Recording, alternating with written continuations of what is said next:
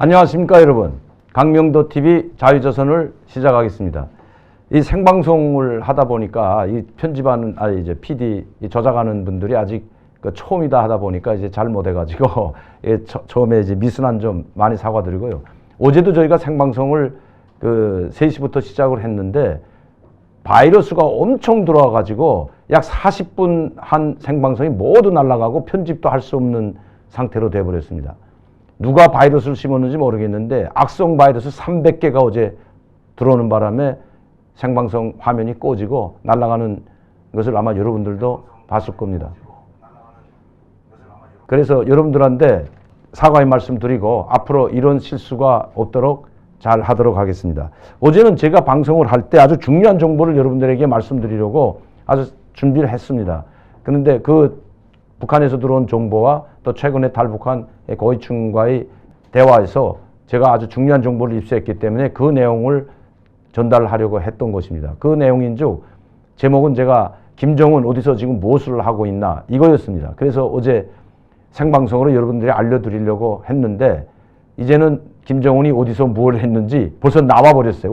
오늘 뉴스에 바로 나왔습니다. 어제 밤 뉴스에도 나오고요. 오늘 아침 일간신문들에 김정은이 당 군사위원회 확대 회의를 열었다는 소식을 전해드리는 것을 제가 오늘 신문을 통해서 알았습니다. 저는 김정은이 지금 이제 강경해지는 대미 정책에 어떻게 대처할 것인지 또 미국의 한치의 두 팀도 없는, 다시 말하면 북한의 셈법을 받아들이지 않는 미국 정부에 어떻게 대처하려고 하는지에 대한 말씀을 드리겠는데, 우선 그 말씀부터 드리고 당 중앙 군사위원회 확대 회의를 왜 이 시점에서 개최했는지, 당중앙위 전원회의가 눈앞에 앞두고 왜 당중앙위 군사위원회부터 했는지에 대해서 여러분들께 말씀드리고자 합니다.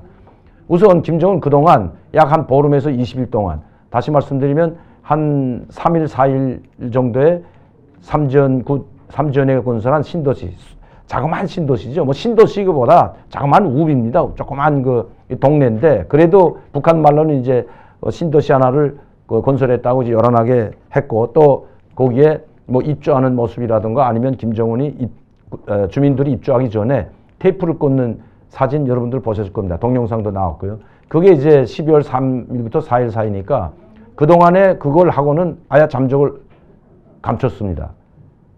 근데 왜 그럼 김정은이가 그동안에 잠적을 감췄을까? 그리고 김정은이 잠적을 감춘 이후에 미국에 대한 강경 정책들이, 발언들이 측근들로부터 김영철이라든가 최선을 통해서 나왔지만 김정은의 모습을 보이지 않았죠. 계속 미국을 압박하는 듯한 발언들을 쏟아냈습니다.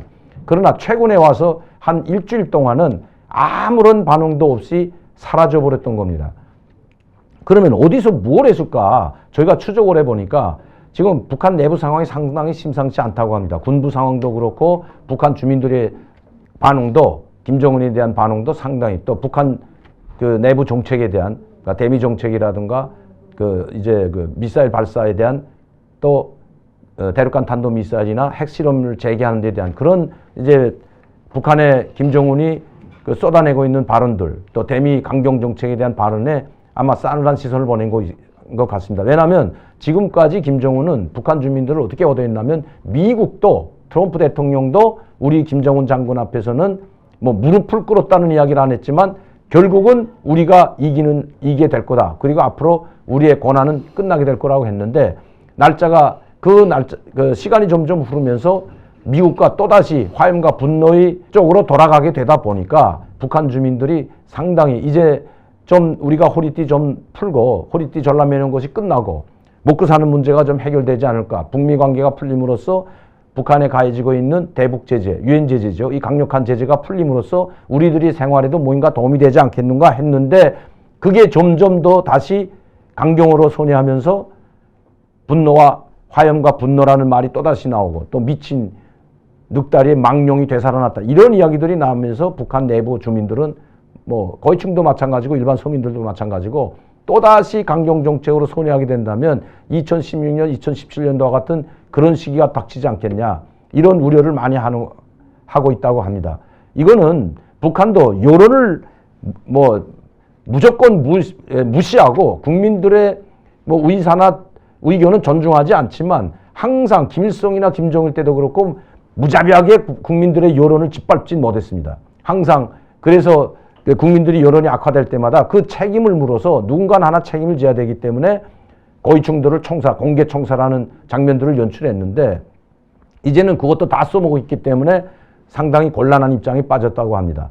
이 모든 것을 총집합해서 북한에 있는 최측근들이나 엘리트 계층들이 직접 김정은에게는 말을 하지 못하고, 왜? 김정은의 생각은 오직 자기 아집대로 고집대로 12월 말까지 데드라인을 정했기 때문에 미국이 새로운 세법, 즉 북한의 요구 조건, 뭐 김정은의 요구 조건이라고 해도 과언이야. 김정은의 요구 조건대로 받아두지 않으면 우리는 우리 갈 길 간다고 선포를 했는데 이제 와서 이걸 바꿀 수도 없는 상황입니다. 이 자기 아집대로 하는 게 김정은이기 때문에 누구도 여기에 대해서 토를 달지 못할 뿐만 아니라 이의를 제기하지 못하죠. 왜? 그렇게 되면 총살할 수도 있고 김정은의 눈밖에 나면 그것이 바로 죽음이라는 걸 알기 때문에, 그래서 측근들이나 엘리트 계층들이 김여정에게 지금 모든 걸 보고한다고 합니다. 또 김여정에게 자료를 집중시켜서 지금 국제 환경이라든가 미국이나 중국이나 러시아나 이런 국제 환경에서 일어나고 있는 북한의 불리한 정황에 대해서 김여정을 통해 가지고 김여정을 설득시키고 김여정이 이 문제를 직접 김정은에게 지금 대미 강경 연수로 선회하게 된다면 이거 상당한 후폭풍이 몰아칠 거라는 것을 이야기했다고 합니다. 여기에 고심에 빠지고 또 자기의 아집이나 고집대로 하게 된다면 이제 북한의 운명이 결정난다고 해서 북한이 당장 무너지진 않겠지만 지금보다 더 혹독한 경제 제재를 당해야 되기 때문에 그렇게 된다면 정말 그때는 아마 김정은도 감당하지 못할 내부 상황이 발생할 것이라는 것을 김여정이가 이야기했다고 합니다. 물론 북한에서 들어온 정보이고 첩보이지만 아마 신빙성이 있는 것 같습니다. 그래서 김정은은 약 15일간 잠적해 있으면서 고위층들과 자기 측근들과 앞으로의 대미 정책을 논의했다고 합니다. 그런데 어제 북한이 드디어 김정은이 어디서 무엇을 했는지 스스로 발표했습니다.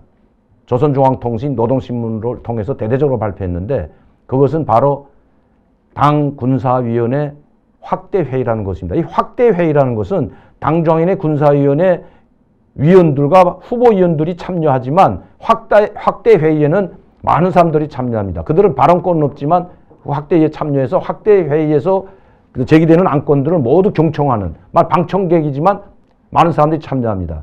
거기는 군단장도 참여하고 사단장도 참여하고 특수부대, 전략군 사령관이라든지 이런 특수부대 장군들도 많이 참여합니다. 당전이 군사위원이 아닐지라도 이 자리에서 김정은이 아마 앞으로 전원회의를 앞두고 군사 인민무력성 대열을 정비한 것 같습니다. 그 대열 정비라는 건 북한 말로는 대열 정부라는데 우리 말로는 간부 사업이죠. 간부 사업이 있었습니다. 그러니까 인사이동이라고 할 수 있는 이 간부 사업이 있었는데 거기서 새로운 사람들을 자기에게 충성할 수 있는 새로운 젊은 장군들을 대거 발탁시키고 그리고 박정천과 같이 새로 발탁된 인민군 총참모장의 당전이 군사위원과 당전이 군사위 부위원장으로 인사 문제를 한 것 같습니다. 다시 말씀드리면 다시 군 대열을 정비해서 미국과 맞설 수 있는 역량을 아마 준비한 것 같습니다. 그리고 나서 이제 당정이 그리고 여기서는 뭐 대미 정책을 발표하는 그 자리가 아니기 때문에 물론 이제 자기들이 자의적 국방령에 대해서는 이야기했지만 그 자의적 국방령이 무슨 걸 의미하는지 그런 건 전혀 어떤 내용이 포함되지는 이야기하지 않았죠. 왜? 그걸 이야기하게 되면 당정인의 전원회의라는 그 큰 조선노동당 전체 회의가 있기 때문에 여기에서 할 말이 없어지고 또 먼저 하게 되면 이 당정인의 전원회의가 가지는 위가 없어지기 때문에 아마 김정은이 당정인의 전원회의에서 연설할 때 이제 아마 대미 정책을 발표할 것 같습니다. 거기에서 아마 김정은이 자기 갈 길 노선을 아마 새롭게 제시하는 것으로 보여집니다. 그러면 당정인의 군사위원회에서 확대회에서 한 자의적 국방력은 과연 무엇일까? 우리가 지금 최근에 북한의 정보와 첩보들을 입수해서 우리가 분석을 해보면 전번에도 제가 한번 언젠가 유튜브에서 이야기한 것처럼 북한은 지금 최종 목표가 인공위성을 띄워서 그전에는 그냥 핵탄두와 맞먹을 수 있는 무게를 실어서 쏘아올렸다면 이제는 실질적으로 인공위성을 탑재해서 띄우려고 하는 것이 최종 목표라고 합니다. 이게 무슨 말씀인가 하면 지금 북한은 인공위성을 실제로 띄워서 운영 체계를 가지고 있는 나라는 몇 개 안 되죠. 뭐 미국과 러시아, 중국, 그다음에 유럽 쪽에 영국, 프랑스, 인도와 같은 몇 개 나라밖에, 아마 10손가락에 들어가는 나라밖에 인공위성을 자체로 발사해서 띄울 수 있는 나라는 몇 개 되지 않습니다.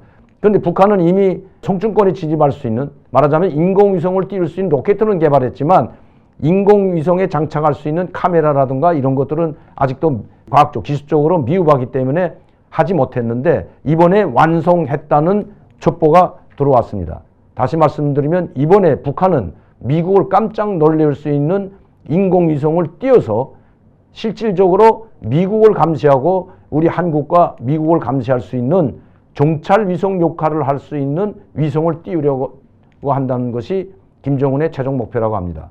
만약에 그렇게 된다면 북한은 완벽한 핵보유국으로 거듭나게 될 것이고 그들이 말하는 자위 국방력을 완벽하게 갖췄다고 할 수도 있다고 봅니다. 왜냐하면 인공위성을 띄워가지고 대륙간 탄도 미사일을 쏘았을 때 그것을 유도할 수 있는 인공위성이라면 또 정확한 목표를 타격할 수 있는 타격 지점을 정하고 그것을 대륙간 탄도 미사일을 발사해서 그 지점에 정확히 떨굴 수 있는 그런 위성까지 가지게 된다면 이것은 그야말로 미국의 최악의 상황이 될 것이고 최악의 위협이 된다고 저는 생각합니다. 미국이 이것을 보고도 가만히 있을까? 그러나 북한이 요새 최근에 그 노동신문이나 조선중앙통신에 보게 되면 중국의 인공위성에 대해서 릴레이적으로 지금 기사를 쓰고 있습니다. 또 러시아의 대륙간 탄도미사일 실험 발사에 대해서 이야기하고 있습니다. 이렇게 하면서 자기네들이 쏘아 올리는 위성도 중국과 같은 과학위성이라는 걸 강조하기 위해서 하고 있다고 합니다.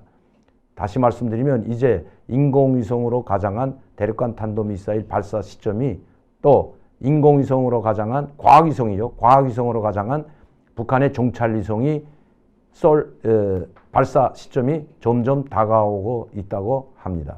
그 날짜는 언제일까? 저는 세 가지로 봅니다. 처음에는 크리스마스를 맞으면서 아마 대륙간 탄도미사일, 장거리 미사일은 쏘기는 상당히 부담스러울 겁니다. 그래서 이전처럼 예전에 해왔던 트럼프가 비켜나갔죠. 단거리 미사일은 어느 나라도 다 하는 미사일 발사다고 이런 북한을 두둔한 발언 한 적이 있기 때문에 이번에도 중단거리 미사일을 첫 번째로 여러 발을 발사하고요. 그 다음에 미국의 태도 변화가 이제 미국에 어떻게 나오는지 아마 미국이나 러시아 국제사회에 어떻게 대응하는지 지켜볼 겁니다. 그리고 나서 SLBM을 쏠 것으로 추정합니다.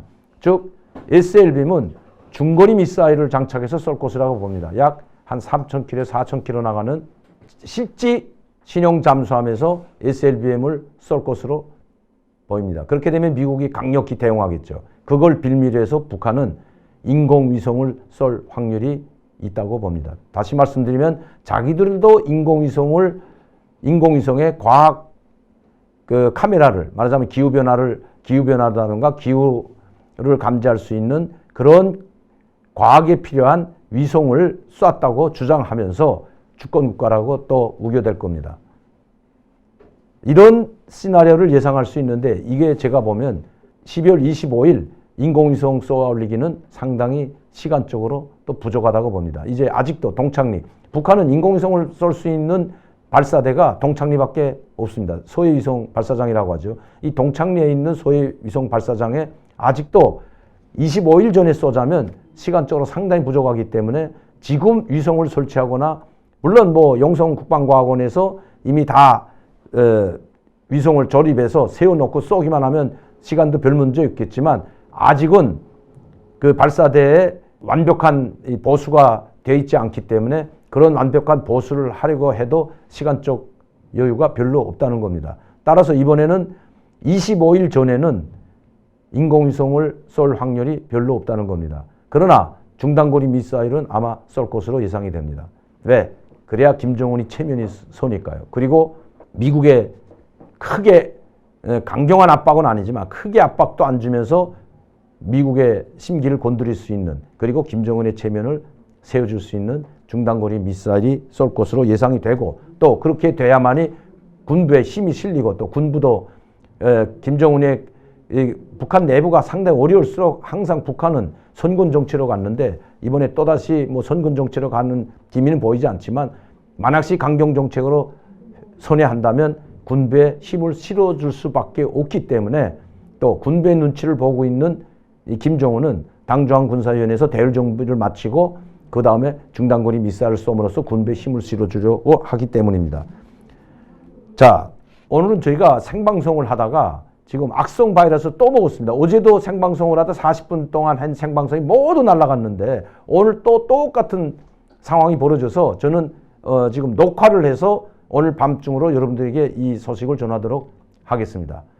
정말 여러분들께 진심으로 사과를 드리며 이거 제가 뭐 이 생방송 할 줄 몰라고 또 저희가 이 생방송을 찍는 저희 팀들이 스텝이나 팀들이 할 줄 몰라서가 아니라 이거 생방송을 찍기만 한 3, 40분만 지나가면 악성 바이러스가 들어와가지고 모든 게 날아가고 심지어 꺼지지도 않는 상황이 지금 계속 연출하고 있는데 아마 그만큼 제가 두려운 것 같습니다. 그러나 저는 거기에 절대로 두려워하지 않고 여러분들에게 진실을 알리는데 팩트를 가지고 북한 소식일지라도 팩트를 가지고 여러분들께 진실을 알리는데 최선을 다하도록 하겠습니다. 오늘도 시청해 주신 여러분들께 진심으로 감사를 드리며 불미한 점, 생방송을 하다 중단된 이 불미한 점 다시 대책을 세워서 내일부터는 어떻게 해서라도 생방송을 또 새로운 장비를 구입해서라도 생방송을 한번 다시 또 시도해 보겠습니다. 될 때까지 저는 생방송을 계속해서 시도해 보고 안 되면 이렇게 다시 녹화를 해서 여러분들께 북한에 대한 정보나 우리 한국 내부 이 정보를 또 소식을 계속해서 전해드리겠습니다. 감사합니다.